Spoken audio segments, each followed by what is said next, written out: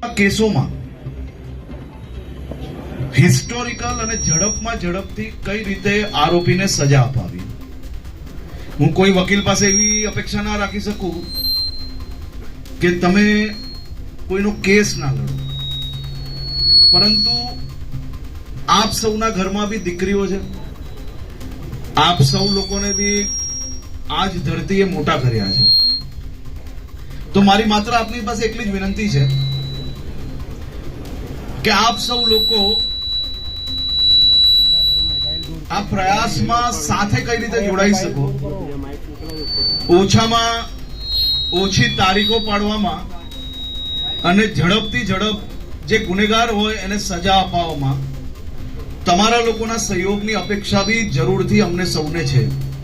અને એ અપેક્ષા એ માત્ર ને માત્ર આપણા શહેરની, રાજ્યની દીકરીઓને ન્યાય અપાવવા માટે જ છે.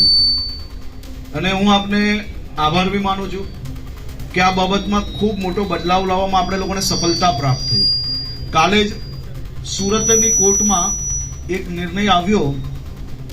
પોક્સોના કેસમાં 25 દિવસમાં જે ચાર્જશીટ થયેલી હતી તેમાં આજીવન કેદની સજા ફટકારવામાં